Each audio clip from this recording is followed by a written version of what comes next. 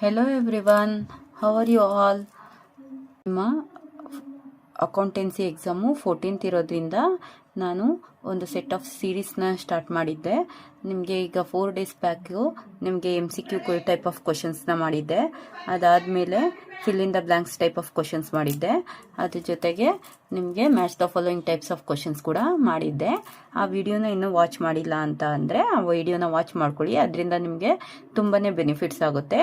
So ಎಕ್ಸಾಮಲ್ಲಿ ನಿಮಗೆ MCQ types of questions, fill in the blanks of questions ಮತ್ತು ನಿಮ್ಮ 1 mark ಟೈಪ್ ಆಫ್ ಕ್ವಶನ್ಸ್ನ ಎಲ್ಲ ಅಟೆಂಡ್ ಮಾಡೋದಕ್ಕೆ ತುಂಬ ಹೆಲ್ಪ್ ಆಗುತ್ತೆ.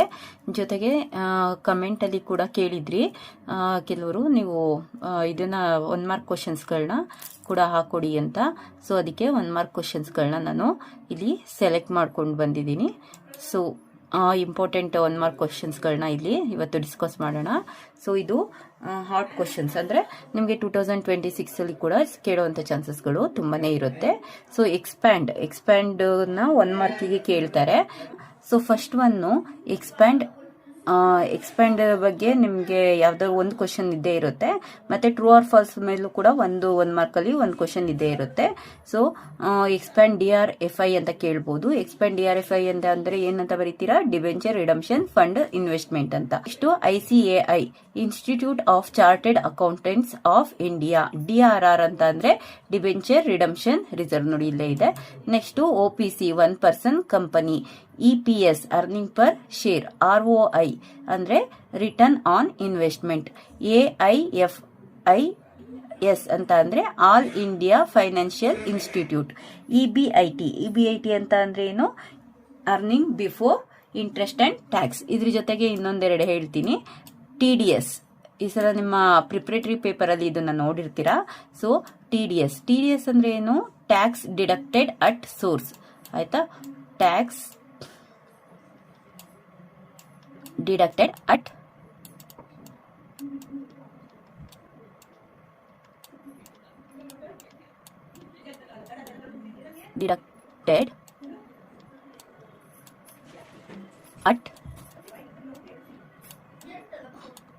Source.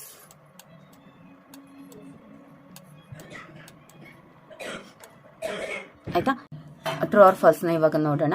Deceased partner may be paid in 1 lump sum or instalment with interest. ಏನೀಗಂದ್ರೆ, so deceased partner ಅಂದ್ರೆ death ಆಗಿರುತ್ತಲ್ಲ, ಆ ಪಾರ್ಟ್ನರ್ ಒಂದೇ ಲಂಸಮ್ ಅಮೌಂಟ್ ಅಲ್ಲಿ ಕೂಡ ಪೇಮೆಂಟ್ ಮಾಡಬಹುದು, ಅಥವಾ ಇನ್ಸ್ಟಾಲ್ಮೆಂಟ್ ಮೂಲಕ ಇಂಟ್ರೆಸ್ಟ್ ನ ಕೊಟ್ಕೊಂಡು ಪೇಮೆಂಟ್ ಮಾಡಬಹುದು. ಹೌದಲ್ವಾ? ಲೋನ್ ಅಕೌಂಟ್ಗೆ ಟ್ರಾನ್ಸ್ಫರ್ ಮಾಡಿರ್ತೀವಲ್ಲ, ಸೊ ಅವಾಗ ಏನ್ ಮಾಡ್ತಾರೆ? ಸೊ ಇನ್ಸ್ಟಾಲ್ಮೆಂಟ್ ಅಲ್ಲಿ ಕೂಡ ಪೇಮೆಂಟ್ ಮಾಡಬಹುದು, ಆದ್ರೆ ವಿತ್ ಇಂಟ್ರೆಸ್ಟ್ ಕೊಡಬೇಕು ಅಂತ ಹೇಳ್ತಿದ್ದಾರೆ. This is true. ಓಕೆನಾ? Next, paid up capital may exceed called up capital ಅಂತ ಕೇಳ್ತಿದ್ದಾರೆ. So this is false. ಆಯ್ತಾ? ಪೇಡ್ ಅಪ್ ಕ್ಯಾಪಿಟಲ್ ಅಲ್ವಾ? ಸೊ ಕಾಲ್ಡ್ ಅಪ್ ಕ್ಯಾಪಿಟಲ್ ಗಿಂತ ಪೇಡ್ ಅಪ್ ಕ್ಯಾಪಿಟಲ್ ಯಾವಾಗ್ಲೂ ಏನಾಗಿರಲ್ಲ, ಜಾಸ್ತಿ ಇರೋದಿಲ್ಲ. ಓಕೆನಾ? ಕಾಲ್ಡ್ ಅಪ್ ಕ್ಯಾಪಿಟಲ್ ಒಳಗೆ ಅವ್ರು ಎಷ್ಟು ಪೇ ಮಾಡ್ತಾರೆ ಅನ್ನೋದು ಅದು ಸಬ್ಸ್ಕ್ರೈಬರ್ ಮೇಲೆ ಡಿಪೆಂಡ್ ಆಗಿರುತ್ತೆ. ಓಕೆನಾ? ಸೊ ಹಾಗಾಗಿ ಕಾಲ್ ಮಾಡೋದು ಕಂಪನಿ ಕಾಲ್ ಮಾಡಿದಕ್ಕೆ ಎಷ್ಟು ಪೇಮೆಂಟ್ ಆಗುತ್ತೆ ಅಂತ ಕೇಳ್ತಾರೆ. ಆಯ್ತಾ? ಎಷ್ಟು ಪೇಮೆಂಟ್ ಮಾಡೋದು ಅದು ಯಾರಿಗೆ? ಶೇರ್ ಹೋಲ್ಡರ್ಗೆ ಬಿಟ್ಟಿದ್ದು. ಓಕೆನಾ? Next, the traditional name of revaluation account is profit and loss adjustment account. ಆಯ್ತಾ? ಓಕೆ, ರಿವ್ಯಾಲ್ಯೂಯೇಷನ್ ಅಕೌಂಟ್ಗೆ ಇನ್ನೊಂದು ಹೆಸರೇನು? Profit and loss adjustment account ಅಂತ. So this is true. ಓಕೆನಾ? Next, a company cannot purchase its own share in the open market ಅಂತ. Cannot purchase its own shares in the open market. Open market ಅಲ್ಲಿ ಅದು purchase ಮಾಡಕ್ ಆಗಲ್ಲ. ಆಯ್ತಾ? Company purchase ಮಾಡಕ್ ಆಗಲ್ಲ, ಬಟ್ ಬೈಬ್ಯಾಕ್ ಮಾಡಬಹುದು. ಓಕೆನಾ? ಸೊ ತಮ್ಮ ಶೇರ್ಸ್ ನ ತಾವೇ ಬೈಬ್ಯಾಕ್ ಮಾಡಬಹುದು, ಆದ್ರೆ ಓಪನ್ ಮಾರ್ಕೆಟ್ ಅಲ್ಲ. ಓಕೆನಾ? Next, increase in the value of assets is debited to revaluation account. So this is false. ಓಕೆನಾ? Increase in value of assets value ಏನ್ ಇನ್ಕ್ರೀಸ್ ಆಗುತ್ತೆ ಅದನ್ನ ಡೆಬಿಟ್ ಸೈಡ್ ಹಾಕ್ತೀವಿ ಅಂತ ಹೇಳ್ತಿದ್ದಾರೆ. ಸೊ ರಿವ್ಯಾಲ್ಯೂಯೇಷನ್ ಅಕೌಂಟ್ ಅಲ್ಲಿ ರಾಂಗ್ ಅಲ್ವಾ? ಇದನ್ನೆಲ್ಲ ಹಾಕ್ತೀವಿ. ವ್ಯಾಲ್ಯೂ ಏನಾದ್ರೂ ಇನ್ಕ್ರೀಸ್ ಆಗಿದ್ರೆ ಅದನ್ನ ಯಾವ ಸೈಡ್ ಹಾಕ್ತೀವಿ ನಾವು? Credit side. ರಿವ್ಯಾಲ್ಯೂಯೇಷನ್ ಅಕೌಂಟ್ ಅಲ್ಲಿ ಕ್ರೆಡಿಟ್ ಸೈಡ್ ಅಲ್ಲಿ ಶೋ ಮಾಡ್ತೀವಿ. ಸೊ ಹಾಗಾಗಿ ಇದು wrong. Retirement is normally takes place at the end of accounting period where death of the partner may occur at the any time. ಅಲ್ವಾ? So ಹಂಗಾದ್ರೆ this option ಟ್ರೂನಾ falls ಅಂತ ಕೇಳಿದರೆ true. ನೋಡಿ, retirement ಯಾವಾಗಲೂ ಏನ್ ಮಾಡ್ತಾರೆ partner at the end of accounting period ಅಲ್ಲಿ ಏನ್ ಮಾಡೋಣ, ರಿಟೈರ್ಡ್ ಆಗೋಣ. ಬಿಕಾಸ್ ಅವ್ರಿಗಿಂತ ಟೈಮಲ್ಲೇ ರಿಟೈರ್ಡ್ ಆಗಬೇಕು ಅಂತ ಅನಿಸಿದಾಗ at the end of the period ನ ಸೆಲೆಕ್ಟ್ ಮಾಡ್ಕೊಂತಾರೆ. ಬಿಕಾಸ್ ಆ ಇಯರ್ದು ಫುಲ್ಲು ಪ್ರಾಫಿಟ್ ಇಲ್ಲಿ ಶೇರ್ ತಗೋಬಹುದು, ಮತ್ತೆ ಆ ಇಯರ್ದು ಫುಲ್ಲು ನೀವೇನ್ ಮಾಡ್ಕೊಬಹುದು, ಕಮಿಷನ್ ಸ್ಯಾಲ್ರಿ ಏನಾದ್ರು ಇದ್ರೆ ತಗೋಬಹುದು ಅಂತ. ಹಾಗೆ ಡೆತ್ತು ಭಗವಂತನ ಇಚ್ಛೆ ಅಲ್ವಾ. ಸೊ ಯಾವಾಗ ಡೆತ್ ಬರುತ್ತೆ ಅಂತ ಹೇಳಕ್ಕಾಗಲ್ಲ. ಸೊ ಆ ತರ ಡೆತ್ ಯಾವಾಗಾದ್ರೂ ಅಕ್ಕರ್ ಆಗ್ಬಹುದು ಅಂತ, ಮೇ ಅಕ್ಕರ್ ಎನಿ ಟೈಮ್ ಅಂತ. So this option will be true. Next question ನೋಡೋಣ. Adjustment of partners capital of the remaining partner is to be made in the new ratio. So answer is true. ಆಯ್ತಾ, adjustment of partners capital of the remaining partners to be made in the new ratio. So ಪಾರ್ಟ್ನರ್ದು capital account ಅಲ್ಲಿ ಏನು balance ಇರುತ್ತೆ ಅದ್ರದ್ದು adjustment ನ ನಾವು new ರೇಷಿಯೋದಲ್ಲೇ ಮಾಡೋದು. ಓಕೆನಾ. Next, money can issue irredeemable debenture ಅಂತ ಕೇಳ್ತಾ ಇದ್ದಾರೆ. So false. ಆಯ್ತಾ, ಇರ್ರಿಡೀಮಬಲ್ ಡಿಬೆಂಚರ್ ನ ಏನ್ ಮಾಡಕ್ಕಾಗಲ್ಲ, ಇಶ್ಯೂ ಮಾಡಕ್ಕೆ ಆಗಲ್ಲ. So debenture should be redeemable. ಹಾಗಾಗಿ this option will be false. Sacrificed share is equal to old share minus new shares. Aita. So this option will be true.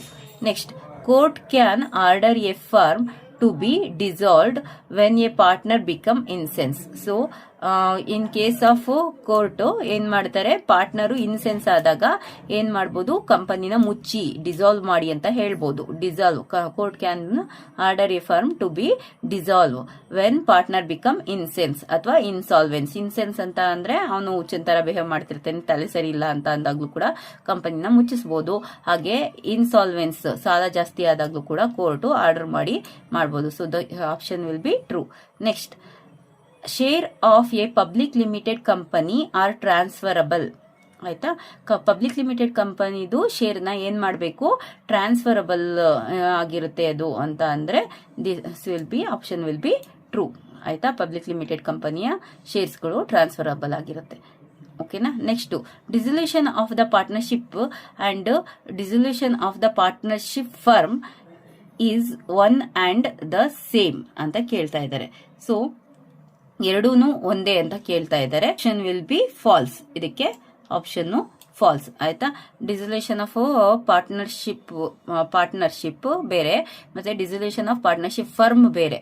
Partnership ಅಂತ ಅಂದ್ರೆ ಈಗ 4 ಜನ ಪಾರ್ಟ್ನರ್ ಇರ್ತಾರೆ ಅಂತ ಅಂದ್ರೆ ಅವ್ರ ಪಾರ್ಟ್ನರ್ಶಿಪ್ ಮಾತ್ರ ಕ್ಲೋಸ್ ಆಗ್ತಾ ಇರುತ್ತೆ, ಅಲ್ಲಿ ಕಂಪನಿ ಕ್ಲೋಸ್ ಆಗ್ತಿರಲ್ಲ. ಆಯ್ತಾ, ಈಗ ಫಾರ್ ಎಕ್ಸಾಂಪಲ್ ಒಬ್ಬ ರಿಟೈರ್ಡ್ ಆಗ್ತಾನೆ, ಇನ್ನು 3 ಜನ ಇದ್ದವರು ನಡೆಸ್ಕೊಂಡು ಹೋಗ್ತಾರೆ. ಹಾಗೆ ಡಿಸಲ್ಯೂಷನ್ ಆಫ್ ಪಾರ್ಟ್ನರ್ಶಿಪ್ ಫರ್ಮ್ ಅಂತ ಅಂದ್ರೆ ಇಡೀ ಕಂಪನಿಯಲ್ಲಿ ಕ್ಲೋಸ್ ಆಗ್ತಾ ಇರುತ್ತೆ. ಸೊ ಎರಡು ಕೂಡ ಬೇರೆ ಬೇರೆ. So option will be false. Next, a ratio reflects qualitative and quantitative aspects of the results ಅಂತ ಕೇಳ್ತಾ ಇದ್ದಾರೆ. ಸೊ ಕ್ವಾಲಿಟೇಟಿವ್ ಕ್ವಾಂಟಿಟೇಟಿವ್ ಬಗ್ಗೆ ಎಲ್ಲ ಮಾತಾಡಲ್ಲ ರೇಷಿಯೋಸ್ ನಿಮಗೆ. ಸೊ ಹಾಗಾಗಿ ಇದು false. Next, increase in the value of asset is credited on to the revaluation account. True. ಆಯ್ತಾ, ಅವಾಗಲೇ ಹೇಳ್ತಾ ಇಲ್ವಾ, ಇನ್ಕ್ರೀಸ್ ಆಗಿದ್ರೆ ಅಸೆಟ್ ವ್ಯಾಲ್ಯೂ ಇನ್ಕ್ರೀಸ್ ಆಗಿದ್ರೆ ಕ್ರೆಡಿಟ್ ಆಗುತ್ತೆ ರಿವ್ಯಾಲ್ಯೂಯೇಷನ್ ಅಕೌಂಟ್ ಅಲ್ಲಿ. ಪ್ರಾಬ್ಲಮ್ ಅಲ್ಲಿ ಮಾಡ್ಬೇಕಾದ್ರೆ ಮಾಡಿರ್ತೀರಾ. Next, deceased partners claim is transferred to his executor account. True. ಹೌದಲ್ವಾ. ಸೊ ಯಾರು ಪಾರ್ಟ್ನರ್ ತೀರ್ಕೊಂಡಿರ್ತಾರೆ ಅಂದ್ರೆ ಡೆತ್ ಆಗಿರುತ್ತೆ, ಆ ಒಂದು ಕ್ಲೈಮ್ ನ ನಾವೆಲ್ಲಿ ಟ್ರಾನ್ಸ್ಫರ್ ಮಾಡ್ತೀವಿ, ಎಕ್ಸಿಕ್ಯೂಟರ್ ಅಕೌಂಟ್ಗೆ. So option will be true. A company is an artificial person. ಟ್ರೂನಾ false? Company is an artificial person is correct. ಆಯ್ತಾ. In case of admission of a partner, profit or loss on revaluation is transferred to old partners capital account ಅಂತ ಕೇಳಿದ್ದಾರೆ. So true. Admission ಆಗಬೇಕಾದ್ರೆ ಪಾರ್ಟ್ನರ್ದು profit and loss revaluation, profit and or losses ಏನಿರುತ್ತೆ on revaluation ಅದನ್ನ partner capital ಅಕೌಂಟ್ಗೆನೆ ನಾವು transfer ಮಾಡೋದು. So option will be true. So 1 mark ಕ್ವಶನ್ಸ್ಗಳನ್ನ ನೋಡೋಣ. Give an example for investing activity. So investing activity ಅಂತ ಅನ್ನೋದು ನಿಮ್ಮ ಕ್ಯಾಶ್ ಫ್ಲೋ ಸ್ಟೇಟ್ಮೆಂಟ್ ಮಾಡ್ತೀವಲ್ಲ ಅದರಲ್ಲಿ ಬರುತ್ತೆ ಇನ್ವೆಸ್ಟಿಂಗ್ ಆಕ್ಟಿವಿಟಿ ಅಂತ. ಸೊ ಯಾವಾಗ ಇನ್ವೆಸ್ಟಿಂಗ್ ಆಕ್ಟಿವಿಟಿಗೆ ಎಕ್ಸಾಂಪಲ್ ಯಾವುದ್ಯಾವುದು, ಪರ್ಚೇಸ್ ಆಫ್ ಫಿಕ್ಸೆಡ್ ಅಸೆಟ್ ಅಥವಾ sale of fixed asset in like buildings, machinery, etc. So ಒಂದು ಎಕ್ಸಾಂಪಲ್ ಕೇಳಿದ್ದಾರೆ, ಸೊ ಇದನ್ನ ಬರ್ಬಿಡ್ಬೋದು. So purchase of fixed asset like buildings. ಓಕೆನಾ. Next give an example for non current asset ಅಂತ ಕೇಳ್ತಿದ್ದಾರೆ. So non current ಅಸೆಟ್ಗಳು ಅಂದ್ರೆ ಫಿಕ್ಸೆಡ್ ಅಸೆಟ್ಗಳು. ಯಾವ್ದಾವ್ದು ಬರೀತೀರಾ? ಬಿಲ್ಡಿಂಗು, ಮೆಷಿನರಿ, ಫರ್ನಿಚರು, ಈ ತರದ ಐಟಮ್ಸ್ಗಳನ್ನ ಬರ್ದ್ಬಿಟ್ಟು ಬನ್ನಿ. ಓಕೆನಾ. Give one example for current asset. So current ಅಸೆಟ್ಗೆ ಯಾವ್ದಾದ್ರು ಒಂದು ಎಕ್ಸಾಂಪಲ್ ಕೊಡಿ ಅಂತ ಹೇಳ್ತಿದ್ದಾರೆ. Debtors, bills receivable, stock, inventories, so trade receivables, these are all example for current asset. Next give an example for extraordinary item. So ಇದೊಂದು ಮಾರ್ಕ್ ಮಾಡ್ಕೊಳ್ಳಿ, ತುಂಬಾ ಇಂಪಾರ್ಟೆಂಟ್ ಅಂತ ಅನ್ಸುತ್ತೆ. ಯಾಕೆ ಅಂತ ಅಂದ್ರೆ ನಿಮ್ಮ ಪ್ರಿಪರೇಟರಿ ಪೇಪರ್ ಅಲ್ಲಿ, ಮಾಡಲ್ ಪೇಪರ್ ಅಲ್ಲೆಲ್ಲ ಈ ಸಲ ಇದೆ ಇದು. ಸೊ ಹಾಗಾಗಿ give an example for extraordinary item. Example for extraordinary item loss due to theft ಮತ್ತೆ ಆರ್ ಅರ್ಥ್ಕ್ವೇಕ್ ಆರ್ ಫ್ಲಡ್. ಆಯ್ತಾ. ಸೊ ಇಂಪಾರ್ಟೆಂಟ್ ಯಾವ್ದ್ರಿಂದ? ಸೊ ಡಿಸಾಸ್ಟರ್ ಇಂದ ಅಥವಾ ಅನ್ ಈವನ್ ಥಿಂಗ್ಸ್ ಇಂದ ಆಗುವಂತಹ ಲಾಸಸ್ಗಳನ್ನ ನಾವೇನಂತ ಅಂತೀವಿ? ಎಕ್ಸ್ಟ್ರಾರ್ಡಿನರಿ ಐಟಮ್ಸ್ ಅಲ್ಲಿ ಹಾಕ್ತಿವಿ. ಆಯ್ತಾ. ಇದನ್ನು ಕೂಡ ನಿಮ್ಮ ಕ್ಯಾಶ್ ಫ್ಲೋ ಸ್ಟೇಟ್ಮೆಂಟ್ ನ ಪ್ರಿಪೇರ್ ಮಾಡಬೇಕಾದ್ರೆ ಬರುವಂತದ್ದು. ಓಕೆನಾ. Next state on example for cash outflow from investing activity ಅಂತ ಕೇಳ್ತಿದ್ದಾರೆ. ಇನ್ವೆಸ್ಟಿಂಗ್ ಆಕ್ಟಿವಿಟಿಯಿಂದ ಕ್ಯಾಶ್ ಔಟ್ಫ್ಲೋ ಆಗೋದು ಯಾವಾಗ? So purchase of non current asset or purchase of fixed asset like building or machinery. So ಇದರಿಂದ ಕ್ಯಾಶ್ ಔಟ್ಫ್ಲೋ ಆಗುತ್ತೆ. ನೆನಪಲ್ಲಿ ಇಟ್ಕೊಳ್ಳಿ, cash outflow ಯಾವಾಗ ಆಗುತ್ತೆ? ಇನ್ವೆಸ್ಟಿಂಗ್ ಆಕ್ಟಿವಿಟಿನಲ್ಲಿ. ಸೊ ಅವರು ಪರ್ಚೇಸ್ ಮಾಡಿದ್ರೆ ಇನ್ನ ನಾನ್ ಕರೆಂಟ್ ಅಸೆಟ್ಸ್ ಅಂತ ಅಂದ್ರೆ, ನಾನ್ ಕರೆಂಟ್ ಅಸೆಟ್ ಅಂತ ಅಂದ್ರೆ ಫಿಕ್ಸೆಡ್ ಅಸೆಟ್ಸ್ಗಳು. ಆಯ್ತಾ. ಅಥವಾ purchase of fixed asset like building, machinery ಈ ತರದನ್ನ ಪರ್ಚೇಸ್ ಮಾಡಿದ್ರೆ ಸೊ ಇನ್ವೆಸ್ಟ್ಮೆಂಟ್ ಮಾಡ್ದಂಗೂ ಆಗುತ್ತೆ. ಸೊ ಕ್ಯಾಶ್ ಕೂಡ ಬಿಸ್ನೆಸ್ ಇಂದ ಹೊರಗಡೆ ಹೋಗುತ್ತೆ. Next state any one example of cash inflow from operating activity ಅಂತ ಕೇಳ್ತಿದ್ದಾರೆ. ಸೊ ಯಾವ್ದಾದ್ರು ಒಂದು ಎಕ್ಸಾಂಪಲ್ ಕೊಡಿ ಕ್ಯಾಶ್ ಇನ್ಫ್ಲೋ ಆಗೋವಂಥದ್ದು, ಅಂದ್ರೆ ಬಿಸ್ನೆಸ್ಗೆ ದುಡ್ಡು ಬರುವಂತದ್ದು ಯಾವ್ದಾದ್ರು ಒಂದು ಆಪರೇಟಿಂಗ್ ಆಕ್ಟಿವಿಟಿದು ಉದಾಹರಣೆ ಕೊಡಿ ಅಂತ ಕೇಳ್ತಿದ್ದಾರೆ. ಸೊ ಎಕ್ಸಾಂಪಲ್ ಏನು? Cash receipt from sale of goods and rendering services. ಓಕೆನಾ. So very very important. ಇದನ್ನು ಕೂಡ ಪ್ರೀವಿಯಸ್ ಇಯರ್ ಕ್ವಶನ್ ಪೇಪರ್ಸ್ ಗಳಲ್ಲಿ ಎಲ್ಲ ಕಡೆ ಕೇಳಿದ್ದಾರೆ. ಇದನ್ನು ನೋಡ್ಕೊಂಡೋಗಿ ಇದು ಪದೇ ಪದೇ ರಿಪೀಟ್ ಆಗಿರುವಂತಹ ಕ್ವಶನ್ಸ್ಗಳು. ಓಕೆನಾ. Next give any one example of current liability. So ಯಾವ್ದಾದ್ರು ಒಂದು ಎಕ್ಸಾಂಪಲ್ ಕೊಡಿ ಕರೆಂಟ್ ಲಯಬಿಲಿಟಿಗೆ ಅಂತ ಕೇಳಿದ್ದಾರೆ. Trade payables, creditors, bank overdraft. ಓಕೆನಾ. ಸೊ ಕರೆಂಟ್ ಲಯಬಿಲಿಟಿಗೆ ಎಕ್ಸಾಂಪಲ್ಗಳು trade payables, creditors, bank over draft.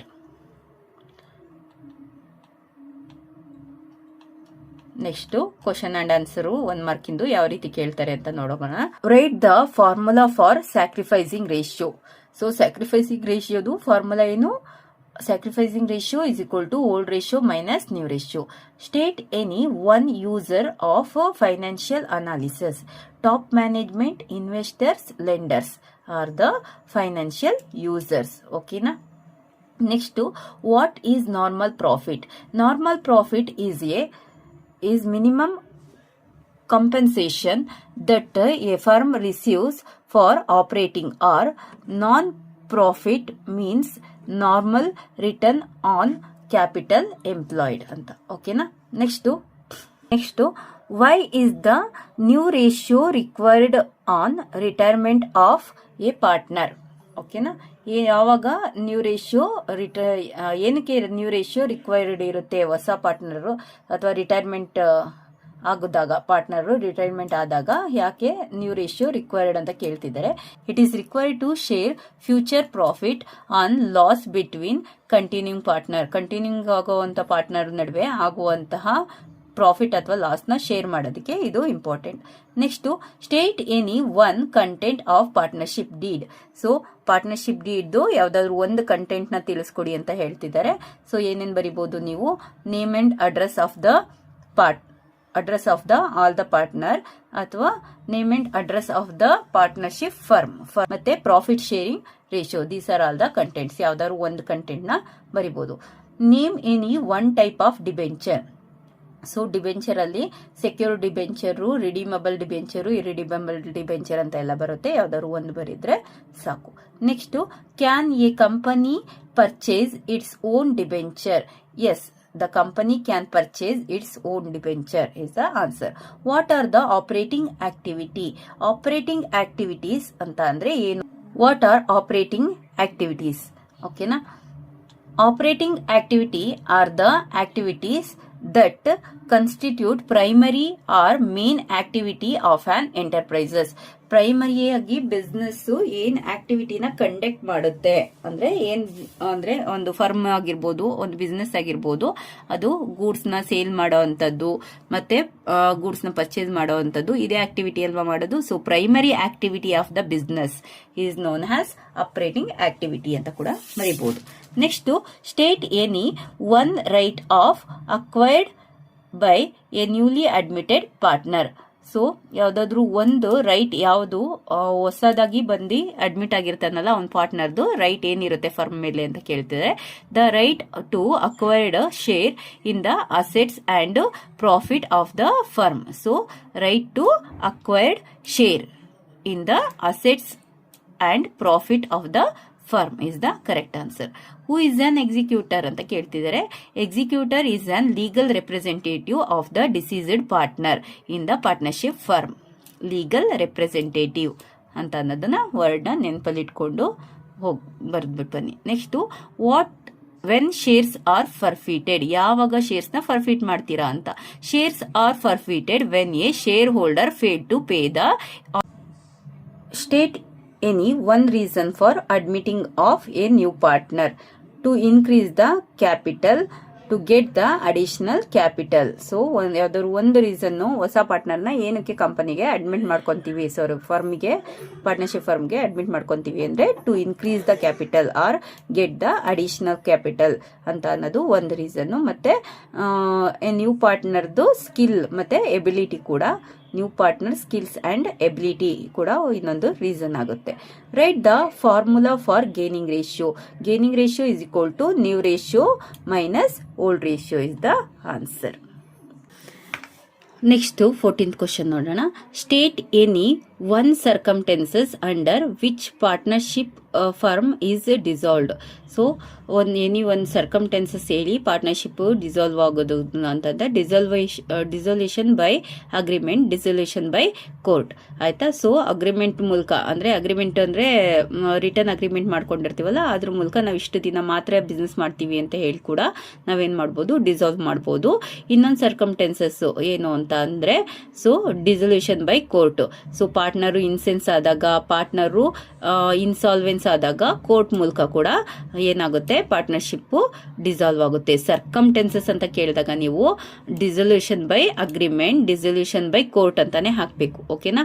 ಅವ್ರ ಅಕಸ್ಮಾತ್ ರೀಸನ್ ಫಾರ್, ಆಯ್ತಾ, ರೀಸನ್ ಫಾರ್ ಡಿಸೊಲ್ಯೂಷನ್ ಅಂತ ಕೇಳಿದ್ರೆ ಆವಾಗ when partner become insane, when partner become insolvency ಅಂತ ಎಲ್ಲ ಕೊಡ್ಬೋದು. ಆಯ್ತಾ?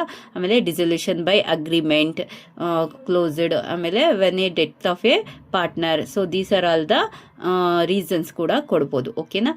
Right any one important of financial statement analysis ಅಂತ ಕೇಳಿದ್ದಾರೆ. ಸೊ ಫೈನಾನ್ಷಿಯಲ್ ಸ್ಟೇಟ್ಮೆಂಟ್ದು ಇಂಪಾರ್ಟೆನ್ಸ್ ಏನು ಅಂತ ಕೇಳ್ತಾ ಇದ್ದಾರೆ. ಸೊ ಇಂಪಾರ್ಟೆನ್ಸ್ ಏನು?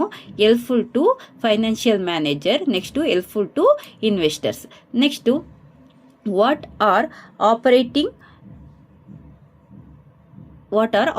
ಆಕ್ಟಿವಿಟೀಸ್ ಅಂತ ಕೇಳ್ತಿದ್ದಾರೆ. Operating activities are the activities that constitute primary or main activity of an enterprises. Very important. So ನೋಡ್ಕೊಂಡೋಗಿ. ಆಯ್ತಾ? Operating activity means a activity that consist primary activity, ಬಿಸ್ನೆಸ್ಸಿನ ಪ್ರೈಮರಿ ಆಕ್ಟಿವಿಟಿ ಅಥವಾ main ಆಕ್ಟಿವಿಟಿನ operating activity ಅಂತ ಕರಿತೀವಿ. What is a realization account? Realization account is an account which is prepared at the time of dissolution of a partnership firm to ascertain in the profit or losses on the realization assets and payment of liability. So realization account ಅಂದರೆ ಏನು, ಯಾವ ಟೈಮಲ್ಲಿ ಮಾಡ್ತೀವಿ ನಾವು ಅದನ್ನು? It is an account which is prepared at the time of dissolution. ಮರಿಬಾರ್ದು, dissolution ಅದು ಮಾಡ್ತೀವಿ. ರಿಯಲೈಸೇಷನ್ ಅಕೌಂಟ್ ಅನ್ನೋದು ಗೊತ್ತೇ ಇರುತ್ತೆ, ಇದನ್ನೇ ಬರೆಯೋದು. Realization account is prepared at the time of dissolution ಅಂತ ಬರೆದ್ಬಿಟ್ಟು partner firm to ascertain the profit or loss ಅಂತ ಬರೆದ್ರೆ ಸಾಕು. To ascertain profit or loss on realisation of assets and payment of liability. So assets ಮತ್ತು payment ಮಾಡೋದಕ್ಕೆ, so ಅಸೆಟ್ಸ್ನ realize ಮಾಡೋದಕ್ಕೆ, ಅಸೆಟ್ಸ್ನ ಸೋಲ್ಡ್ ಮಾಡೋದಕ್ಕೆ ಮತ್ತು ಪೇಮೆಂಟ್ನ ಮಾಡೋದಕ್ಕೆ, ಲಯಬಿಲಿಟೀಸ್ಗಳಿಗೆ ಪೇಮೆಂಟ್ ಮಾಡೋದಕ್ಕೆ ಓಪನ್ ಮಾಡುವಂಥ ಅಕೌಂಟ್ ಅದು. ಆಯಿತಾ? Next give the meaning of analysis ಅಂತ ಕೇಳಿದ್ದಾರೆ. Analysis means simplification of financial data by method of classification. ಆಯಿತಾ? Next, what is guarantee of profit ಅಂತ ಕೇಳ್ತಾರೆ. So the minimum guaranteed amount shall be paid to the such a new partner when his or his share of a profit as per the profit sharing ratio is less than the guaranteed amount. So what is guaranteed profit? The minimum guaranteed amount, the minimum amount is paid to the new partner. So old partners ಏನು ಮಾಡ್ತಾರೆ, ಹೊಸ ಪಾರ್ಟ್ನರ್ಗೆ ಒಂದು ಪ್ರಾಮಿಸ್ನ ಮಾಡಿರ್ತಾರೆ, ಒಂದು ಗ್ಯಾರಂಟಿನ ಕೊಟ್ಟಿರ್ತಾರೆ, minimum ಅಮೌಂಟ್ನ ನಾನು ನಿಮಗೆ ಕೊಡ್ತೀನಿ. ಅಕಸ್ಮಾತು ನಿನಗೆ ಪ್ರಾಫಿಟಲ್ಲಿ ಪ್ರಾಫಿಟ್ ಶೇರಿಂಗ್ ರೇಷಿಯೋದಲ್ಲಿ ಲೆಸ್ ಅಮೌಂಟ್ ಸಿಕ್ಕಿದ್ರೆ ಆ ಮಿನಿಮಮ್ ಇಷ್ಟು ಗ್ಯಾರಂಟಿಡ್ ಅಮೌಂಟು ನಿನಗೆ ಕೊಡ್ತೀನಿ ಅಂತ ಪ್ರಾಮಿಸ್ ಮಾಡಿರ್ತಾರೆ. So that is called guarantee of profit. Next, find out interest at 6% per annum on the capital of rupees 2,80,000 for 8 months. Okay, ಇಲ್ಲಿ ಏನು ಕೇಳ್ತಿದ್ದಾರೆ, 6% ಹಂಗೆ 2,80,000ಗೆ ಎಷ್ಟು ಇಂಟ್ರೆಸ್ಟ್ ಆಗುತ್ತೆ ಈ ಕ್ಯಾಪಿಟಲ್ ಅಮೌಂಟ್ಗೆ ಅಂತ ಕೇಳ್ತಿದ್ದಾರೆ. 2,80,000 ಇಂಟು 6/100 ಹಾಕೊಳ್ಳಿ, ಇಂಟು ಎಷ್ಟು ಮಂತ್ಗೆ ಕೇಳ್ತಾ ಇದ್ದಾರೆ ಅವರು? 8 ಮಂತಿಗೆ ಕೇಳ್ತಾ ಇದ್ದಾರೆ. ಎಷ್ಟು ಮಂತಿಗೆ ಕೇಳ್ತಾರೆ ಅದನ್ನ? 8/12 ಅಥವಾ 6 ಅಂತ ಕೊಟ್ಟಿದ್ರೆ 6/12. ಇದು ಪರ್ಸೆಂಟೇಜ್ ಅಲ್ಲ, ಇದನ್ನೆಲ್ಲ ಮಂತ್ಸ್ನ ಮಾತ್ರ ನೀವೇನು ಮಾಡ್ತೀರಾ, ಟೋಟಲ್ /12 ಮಂತ್ಸಿಂದ ಡಿವೈಡ್ ಮಾಡಿ. ಓಕೆನಾ? ಅವಾಗ ನಿಮಗೆ ಕರೆಕ್ಟ್ ಆನ್ಸರ್ ಸಿಗುತ್ತೆ. ಓಕೆನಾ? Next, state any one difference between dissolution of partnership and dissolution of partnership firm. ಆಯಿತಾ? The books of accounts are not closed. Dissolution of the partnership ಅಲ್ಲಿ the books of accounts are not closed, ಮತ್ತೆ dissolution of partnership firm ಅಲ್ಲಿ the books of accounts are closed. So this is the major difference. ಇದನ್ನ important, ನೋಡ್ಕೊಂಡು ಹೋಗಿ. ಇದನ್ನ previous ಇಯರಲ್ಲಿ model ಪೇಪರಲ್ಲೆಲ್ಲ ಕೇಳಿದ್ದಾರೆ, ಹಾಗಾಗಿ ನೋಡ್ಕೊಂಡು ಹೋಗಿ. ಓಕೆನಾ? Next, state any one technique of financial statement analysis. So ಯಾವುದಾದ್ರೂ ಒಂದು ಟೆಕ್ನಿಕ್ನ ಹೇಳಿ ಅಂತ ಕೇಳ್ತಾ ಇದ್ದಾರೆ. ಸೊ ಫೈನಾನ್ಷಿಯಲ್ ಸ್ಟೇಟ್ಮೆಂಟ್ ಅನಾಲಿಸಿಸ್ದು ಯಾವ್ದ್ಯಾವುದು ಬರುತ್ತೆ? Comparative statement, common size statement, trend analysis. So 3 ಅನಾಲಿಸಿಸ್ಗಳು ಬರ್ತವೆ. ಸೊ ಅವರು ಕರೆಕ್ಟಾಗಿ ನೋಡ್ಕೊಂಡೋಗಿ. ಫೈನಾನ್ಷಿಯಲ್ ಸ್ಟೇಟ್ಮೆಂಟ್ ಅಂತ ಕೇಳಿಲ್ಲ, technique of financial statement analysis ಅಂತ ಕೇಳಿದಾಗ comparative analysis, common size analysis ಮತ್ತು ಟ್ರೆಂಡ್ ಅನಾಲಿಸಿಸ್ ಅಂತ ಬರೆದ್ಬಿಟ್ಟು ಬರ್ತೀರಾ. ಓಕೆನಾ?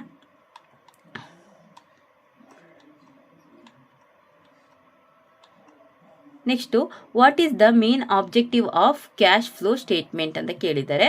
So the primary objective of cash flow statement is provide useful information about cash inflow of an enterprises ಅಂತ answer ಬರೆದ್ಬಿಟ್ಟು ಬನ್ನಿ. ಓಕೆನಾ? Next, at what rate of interest on advances by the partner is to be paid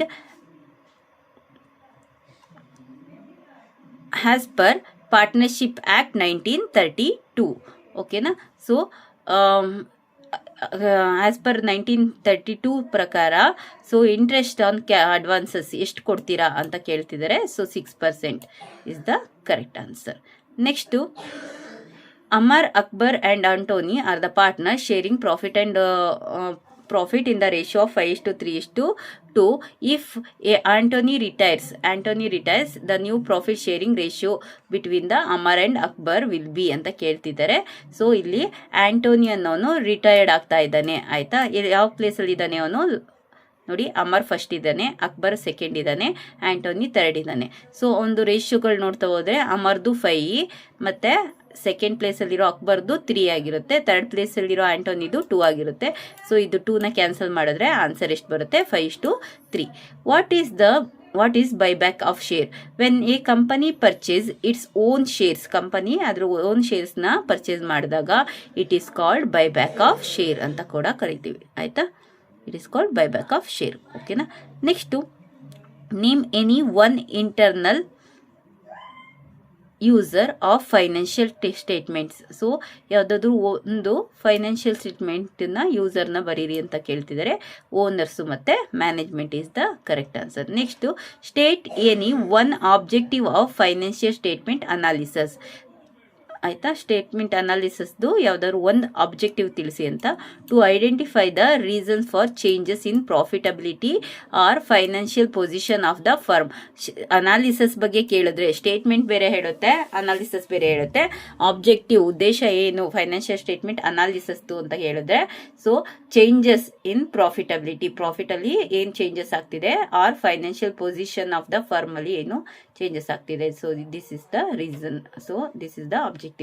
name any one method of redemption of debenture. Next question, ಒಂದು method of redemption of debenture payment by lump sum. ಆಯಿತಾ? So ಒಂದೇ ಟೈಮಲ್ಲಿ ಲಮ್ಸಮಲ್ಲಿ ಅಮೌಂಟ್ನ payment ಮಾಡೋದ್ರ ಮೂಲಕ redemption ಮಾಡ್ತೀವಿ. Give the meaning of under subscription. So under subscription means number of the shares applied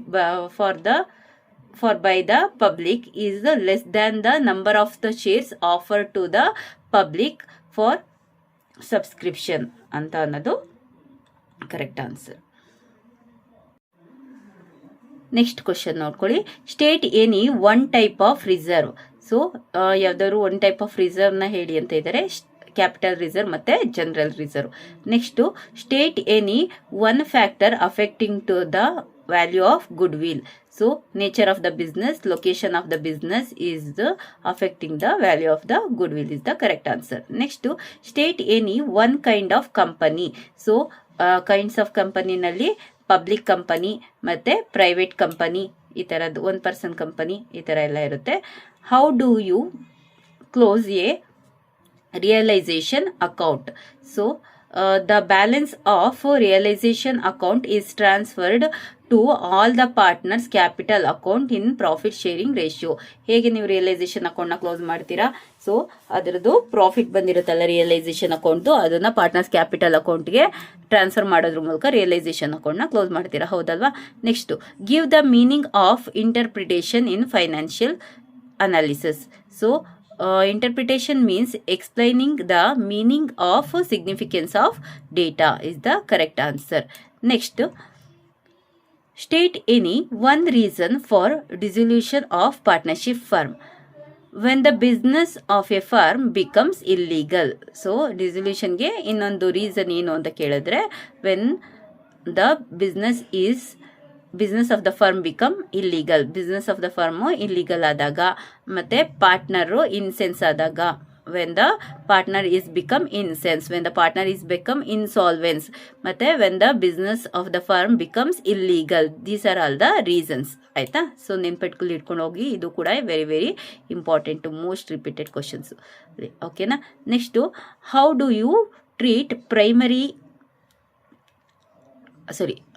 you treat preliminary expenses under Schedule 3 on the Companies Act? Answer, it should be written off first out of the security premium and then out of profit. Then it is treated as other non-current asset. ಓಕೆನಾ? Security ಪ್ರೀಮಿಯಂನ ನಾವು ಏನು ಮಾಡ್ತೀವಿ, preliminary ಎಕ್ಸ್ಪೆನ್ಸಸ್ನ. So preliminary expenses ಅಂತ ಅಂದರೆ ಮಕ್ಕಳ, business open ಆಗೋ ಟೈಮ್ನಲ್ಲಿ, ಆಯಿತಾ, ಬಿಸ್ನೆಸ್ನ ನಾವು ಯಾವಾಗ ಇದು ಮಾಡ್ತಿರ್ತೀವಿ, ಸ್ಟಾರ್ಟ್ ಮಾಡ್ತಾ ಇರ್ತೀವಿ, ಆವಾಗ ಒಂದಷ್ಟು ಎಕ್ಸ್ಪೆನ್ಸಸ್ಗಳಾಗುತ್ತೆ, ಆಯಿತಾ. ಅಂದರೆ ರಿಜಿಸ್ಟ್ರೇಷನ್ ಖರ್ಚಿರ್ಬೋದು, ಅಥವಾ ರಿಜಿಸ್ಟ್ರೇಷನ್ಗೆ ಆಗುವಂತಹ ಸಣ್ಣ ಪುಟ್ಟ ಎಕ್ಸ್ಪೆನ್ಸಸ್ಗಳಿರ್ಬೋದು, ಅದನ್ನು ಪ್ರಿಲಿಮಿನರಿ ಎಕ್ಸ್ಪೆನ್ಸಸ್ ಅಂತ ಅಂತೀವಿ. ಸೊ ಆ ಪ್ರಿಲಿಮಿನರಿ ಸ್ಟೇಜಲ್ಲಾಗಿರುವ ಎಕ್ಸ್ಪೆನ್ಸಸ್ಗಳನ್ನ ಹೇಗೆ ಟ್ರೀಟ್ ಮಾಡ್ತಾರೆ ಅಂತ ಕೇಳ್ತಾ ಇದ್ದಾರೆ.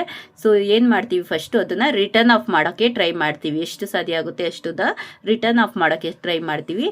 Out of security premium. ಯಾವುದರಿಂದ ರಿಟರ್ನ್ ಆಫ್ ಮಾಡ್ತೀವಿ?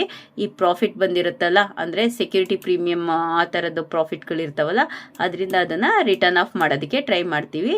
And then out of profit, ಅದಾದಮೇಲೆ ಪ್ರಾಫಿಟಿಂದ ಕೂಡ ಅದನ್ನ ರಿಟರ್ನ್ ಆಫ್ ಮಾಡೋಕ್ಕೆ ಟ್ರೈ ಮಾಡ್ತೀವಿ.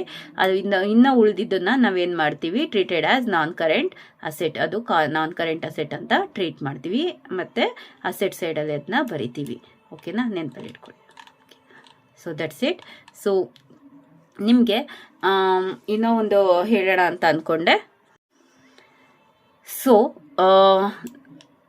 6 ಮಾರ್ಕ್ಸ್ಗೆ, ಓಕೆನಾ, 6 ಮಾರ್ಕ್ಸ್ಗೆ ಏನೇನ ನೋಡ್ಕೊಂಡು ಹೋಗ್ಬೇಕು ಅಂತ ಅಂದರೆ ವೆರಿ ವೆರಿ ಇಂಪಾರ್ಟೆಂಟ್. ಫಸ್ಟ್ ಚಾಪ್ಟರಲ್ಲಿ ನೀವು ಏನು ನೋಡ್ಕೊಂಡೋಗಿ? ಪ್ರಾಡಕ್ಟ್ ಮೆಥಡ್ ಮೇಲೆ ಒಂದು ಪ್ರಾಬ್ಲಮ್ನ ನೋಡ್ಕೊಂಡು ಹೋಗಲೇಬೇಕು. ನೆಕ್ಸ್ಟು ಅದೇ ಫಸ್ಟ್ ಚಾಪ್ಟರಲ್ಲಿ ನಿಮಗೆ P&L ಅಪ್ರಾಪ್ರಿಯೇಷನ್ ಅಕೌಂಟ್ ಕೇಳಿರ್ತಾರಲ್ಲ, ಅದನ್ನ ಕೂಡ ನೋಡ್ಕೊಂಡೋಗಿ. ಇದಾದ ಮೇಲೆ ನೀವು P&L ಅಪ್ರಾಪ್ರಿಯೇಷನ್ ಅಕೌಂಟ್ ಜೊತೆಗೆ ಪ್ರಾಫಿಟ್ ಆ್ಯಂಡ್ ಲಾಸ್ದು ಗ್ಯಾರಂಟಿ ಮೆಥಡ್ ಕೂಡ ಇರುತ್ತಲ್ಲ, ಅದು ಆ 3ರಲ್ಲಿ ಯಾವುದಾದ್ರೂ ಒಂದು ಕೇಳ್ತಾರೆ ಫಸ್ಟ್ ಚಾಪ್ಟರಲ್ಲಿ. ಸೊ ಅದು 3ರಲ್ಲಿ ಯಾವುದಾದ್ರು ಒಂದನ್ನ ನೋಡ್ಕೊಂಡೋಗಿ. ನೆಕ್ಸ್ಟು ಸೆಕೆಂಡ್ ಚಾಪ್ಟರಿಂದ ಸ್ಯಾಕ್ರಿಫೈಸ್ ರೇಷಿಯೋ ಮತ್ತು ಗೇನ್ ರೇಷಿಯೋ, ಆಯಿತಾ? ಸೆಕೆಂಡ್ ಚಾಪ್ಟರ್ ಮತ್ತು ಥರ್ಡ್ ಚಾಪ್ಟರಿಂದ ಒಂದು ಸ್ಯಾಕ್ರಿಫೈಸ್ ರೇಷಿಯೋ, ಇನ್ನೊಂದು ಗೇನ್ ರೇಷಿಯೋ ಯಾವುದಾದ್ರೂ ಒಂದು ಕೇಳ್ತಾರೆ ಇವೆರಡರಿಂದ. ಸೊ ನೋಡ್ಕೊಂಡೋಗಿ, very very important. Next chapter 4ಇಂದ, ಆಯಿತಾ, ಡೆತ್ ಆಫ್ ದ ಪಾರ್ಟ್ನರ್ ಕೇಳ್ತಾರೆ. ಆಯಿತಾ? ಯಾವುದನ್ನ ಕೇಳ್ತಾರೆ? ಡೆತ್ ಆಫ್ ದ ಪಾರ್ಟ್ನರ್ ಕೇಳ್ತಾರೆ. ಮತ್ತು ಡೆತ್ ಆಫ್ ದ ಪಾರ್ಟ್ನರಲ್ಲಿ ಎಕ್ಸಿಕ್ಯೂಟರ್ ಅಕೌಂಟ್ ಅಲ್ವಾ? ಡೆತ್ ಆಗಿರ್ತಾನಲ್ಲ ಆ ಪಾರ್ಟ್ನರ್ದು ಎಕ್ಸಿಕ್ಯೂಟರ್ ಅಕೌಂಟ್ ಮಾಡಲಿಕ್ಕೆ ಅಂತ ಅಂದರೆ ನಿಮಗೆ ಯಾವ್ದು ಡೆತ್ ಆಗಿರ್ತಾನೆ ಒಂದು ಕ್ಯಾಪಿಟಲ್ ಅಕೌಂಟ್ ಮಾಡಿಬಿಟ್ಟು ಎಕ್ಸಿಕ್ಯೂಟರ್ ಅಕೌಂಟ್ಗೆ ಟ್ರಾನ್ಸ್ಫರ್ ಮಾಡ್ತೀರಲ್ಲ, ಅದು ವೆರಿ ವೆರಿ ಇಂಪಾರ್ಟೆಂಟ್. ಅದನ್ನು ನೋಡ್ಕೊಂಡೋಗಿ. ನೆಕ್ಸ್ಟು ಫೈನಾನ್ಷಿಯಲ್ ಸ್ಟೇಟ್ಮೆಂಟಿಂದ ಒಂದು ಪ್ರಾಬ್ಲಮ್, ಆಯಿತಾ? ಯಾವುದರಿಂದ? ಫೈನಾನ್ಷಿಯಲ್ ಸ್ಟೇಟ್ಮೆಂಟಿಂದ ಬ್ಯಾಲೆನ್ಸ್ ಶೀಟ್ ಪ್ರಿಪೇರ್ ಮಾಡೋದಕ್ಕೆ ಅಥವಾ ನಿಮಗೆ P&L ಅಕೌಂಟ್ನ ಪ್ರಿಪೇರ್ ಮಾಡೋದಕ್ಕೆ ಕೇಳ್ತಾರೆ. ಸೊ ಇದಿಷ್ಟು ವೆರಿ ವೆರಿ ಇಂಪಾರ್ಟೆಂಟ್ ಫಾರ್ 6 ಮಾರ್ಕ್ಸ್ಗೆ, ಆಯಿತಾ?